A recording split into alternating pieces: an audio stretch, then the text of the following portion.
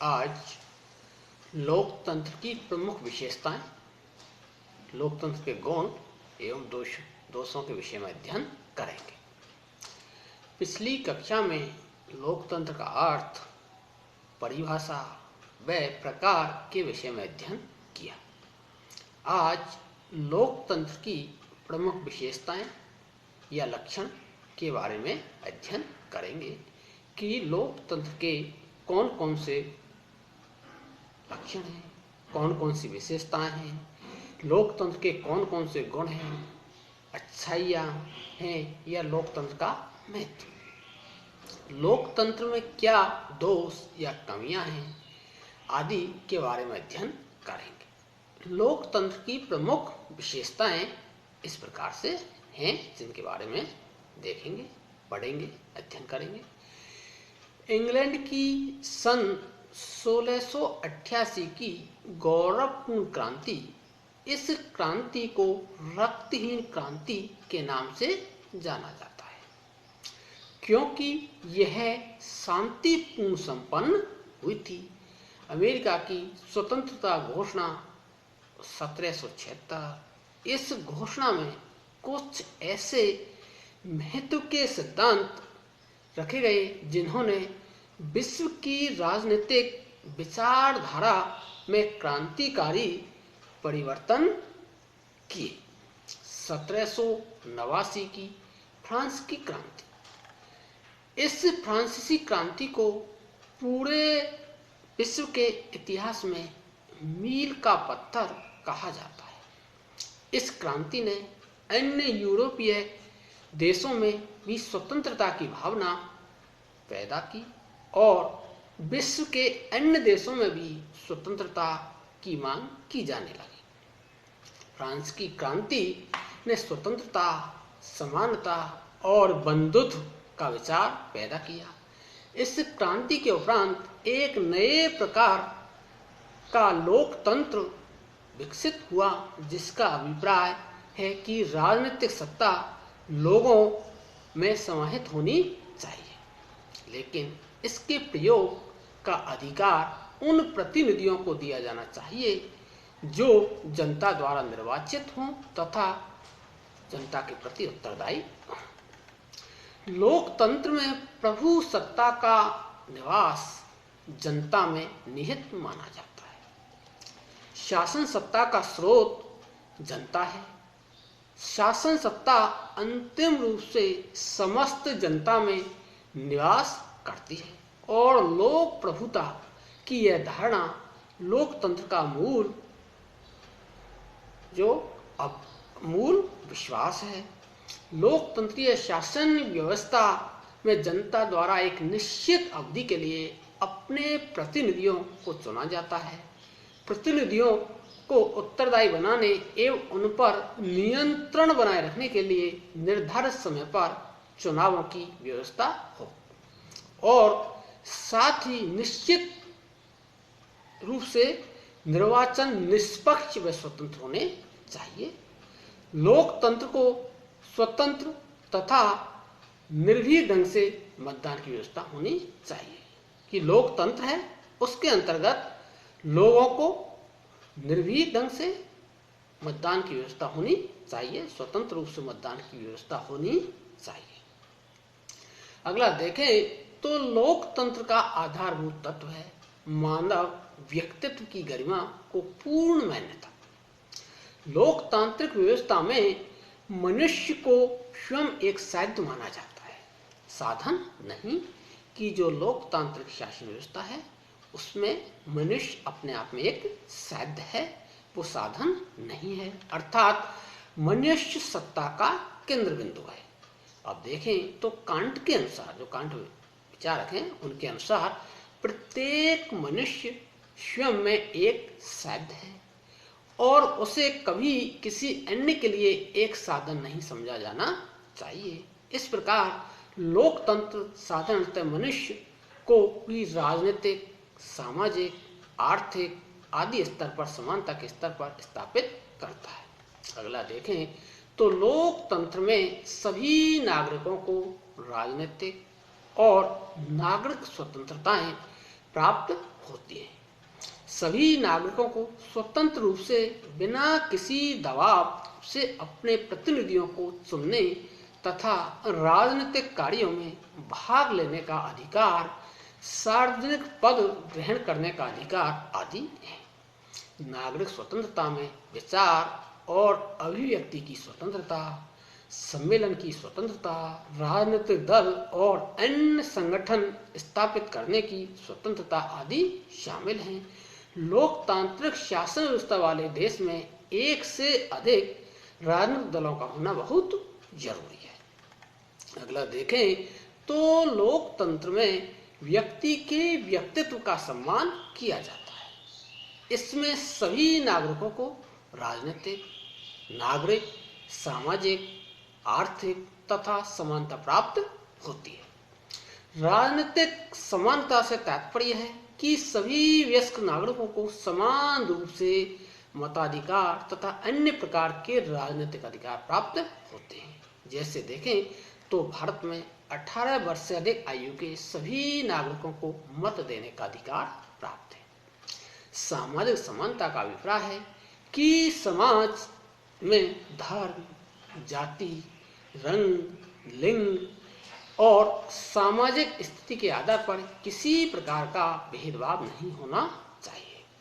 समाज के प्रत्येक व्यक्ति के व्यक्तित्व को समान आदर और महत्व प्राप्त होना चाहिए। आर्थिक समानता का अर्थ है कि समाज में धन की असमानता कम से कम होनी चाहिए, लोगों को अवसरों की समानता प्राप्त हो तथा सभी व्यक्तियों को आर्थिक सुरक्षा व उसकी न्यूनतम आवश्यकताओं की पूर्ति होनी चाहिए। और लोकतंत्र बहुमत का शासन होता है। बहुमत शासन में यह बात नियत है कि बहुमत वर्ग को अल्पमत वर्ग के प्रति न्यायपूर्ण होना चाहिए। कि शासन व्यवस्था बहुमत के आधार पर है, लेकिन उसमें अल्पसंख्यक मत को, अल्पसंख्यक वर्ग को भी बहुत महत्वपूर्ण स्थिति प्राप्त होती है। लोकतंत्र में राजनीतिक पद जनता के समर्थन से प्राप्त किए जाते हैं, जन्म से, उत्तराधिकार से, परंपरा से नहीं। लोकतंत्र की यह विशेषता उसे राजतंत्र, सामंतवाद आदि से अलग करती है। लोकतंत्र में सब नागरिक बराबर होते हैं, कोई छोटा बड़ा नहीं होता। अगला देखें तो संविधानवाद सीमित शक्तियों वाला शासन और लोकतंत्र की यह मूल मान्यता है कि शासन को सीमित शक्तियां प्राप्त होनी चाहिए, असीमित शक्तियां प्राप्त नहीं।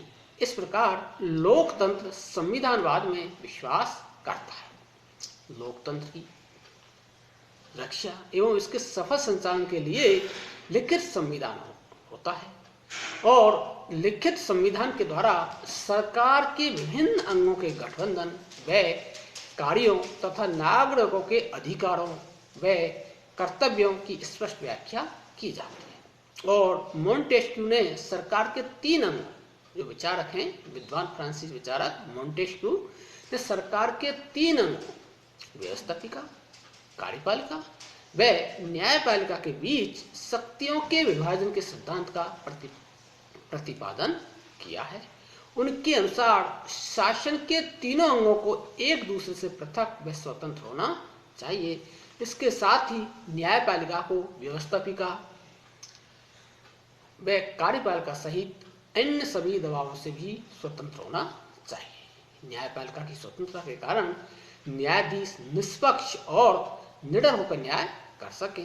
इससे शासन व्यवस्था में जनता का विश्वास दृढ़ हो जाता है, मजबूत हो जाता है और राजनीतिक परिवर्तन के बावजूद न्याय प्रक्रिया की निरंतरता बनी रहती है। आदि लोकतंत्र के प्रमुख विशेषताएं हैं। अब देखते हैं लोकतंत्र के गुण कि लोकतंत्र में कौन कौन सी अच्छाइयां हैं, लोकतंत्र के कौन कौन से गुण हैं, लोकतंत्र का क्या महत्व है। लोकतंत्र को किस कारण से सर्वश्रेष्ठ शासन प्रणाली कहा जाता है। अनेक विचारकों ने लोकतंत्र को सर्वश्रेष्ठ शासन व्यवस्था माना है कि लोकतंत्र सबसे अच्छी, सबसे उच्च और सबसे श्रेष्ठ शासन व्यवस्था है। ये अनेक विचारकों की मान्यता है। इसके पक्ष में व्यवहारिक तर्कों से लेकर नैतिक और मनोवैज्ञानिक तर्क दिए गए हैं। एक विचारक हुए सीडी बर्क्स ने लोकतंत्र का गुणगान करते हुए लिखा है कि लोकतंत्र आत्म शिक्षा का सर्वोत्तम साधन है। इस प्रकार लोकतंत्र के अनेक गुण हैं। लोकतंत्र में जन कल्याण की भावना होती है। शासन जन कल्याण के प्रति सजग होता है, जागरूक होता है और अनुक्रियाशील रहते हैं। शासन सत्ता का प्रयोग आवश्यक रूप से जन कल्याण के लिए ही किया जाता है। लोकतंत्र में प्रभु सत्ता जनता में निहित होती है, अतः इसमें जनता के सामाजिक हितों का पूरा ध्यान रखा जाता है। जनता के प्रतिनिधि जनता की आवश्यकताओं व भावनाओं से पूर्णतः अवगत होते हैं तथा उनको शासन के अधिकार इसी आधार पर प्राप्त होते हैं कि वे इसका प्रयोग जनता के हितों और इच्छाओं के अनुरूप करेंगे। लोकतंत्र में शासन जनता के प्रति उत्तरदायी होते हैं। अगला देखें तो लोकतंत्र शासन का सर्वोत्तम रूप है, क्योंकि यह जनता की भागीदारी को सुनिश्चित करता है। यह एकमात्र ऐसा शासन है जो लोगों की इच्छा पर निर्भर है। जनता समय समय पर अपने प्रतिनिधियों का निर्वाचन करती है तथा वे प्रतिनिधि जनता की इच्छाओं के अनुरूप नीति और कानूनों का निर्माण करते हैं तथा शासन चलाते हैं। लोकतंत्र शासन व्यवस्था में लोगों को राजनीतिक, प्रशासनिक, सामाजिक सभी प्रकार का शिक्षण प्राप्त होता है। लोकतंत्र में मताधिकार तथा जन नियंत्रण के कारण जनता स्वाभाविक रूप से सार्वजनिक क्षेत्र में रुचि लेने लगती है। लोकतंत्र जन शिक्षण का सर्वश्रेष्ठ माध्यम है। लोकतंत्र को जन शिक्षा का बहुत बड़ा प्रयोग कहा जाता है। आम चुनाव के समय राष्ट्र की समस्याओं पर विशद रूप से चर्चा होती है, जिसमें संचार के सभी माध्यमों का व्यापक रूप से प्रयोग होता है और बर्न्स के शब्दों में सभी शासन शिक्षा के साधन होते हैं, परंतु सबसे अच्छी शिक्षा स्वशिक्षा है। इसलिए सबसे अच्छा शासन स्वशासन है, जिसे लोकतंत्र कहते हैं। शैक्षिक दृष्टि से लोकतांत्रिक शासन में इसका सर्वोत्तम रूप देखा जाता है।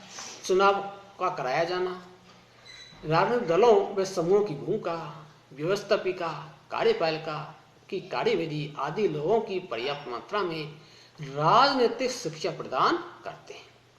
लोकतंत्र किसी भी दूसरी शासन व्यवस्था जैसे राजतंत्र, कुलीन तंत्र आदि की अपेक्षा अधिक कार्य कुशल होता है। लोकतंत्र में सबसे अधिक शीघ्रता पूर्वक और आवश्यक रूप से जनता के हितों में कार्य किए जाते हैं कि लोकतंत्र के अंतर्गत जो भी कार्य किए जाते हैं वो जनता के हित में किए जाते हैं। लोकतंत्र व्यक्ति के व्यक्तित्व और उसके नैतिक चरित्र को बढ़ाता है। लोकतंत्र जनता को राजनीतिक शक्ति प्रदान कर उसमें आत्मनिर्भरता व आत्मविश्वास की भावना पैदा करता है। स्वावलंबन व व्यक्तिगत उत्तरदायित्व की भावना का विकास होता है। लोकतंत्र लोगों की नैतिकता, चारित्रिक अखंडता, आत्मनिर्भरता को मजबूत करता है। लोकतंत्र जनता में राजनीतिक जागृति उत्पन्न करता है। अगला देखें तो लोकतंत्र से देशभक्ति की भावना को बढ़ावा मिलता है। व्यक्ति के मन में जब यह विश्वास पैदा हो जाता है कि देश में उसका अपना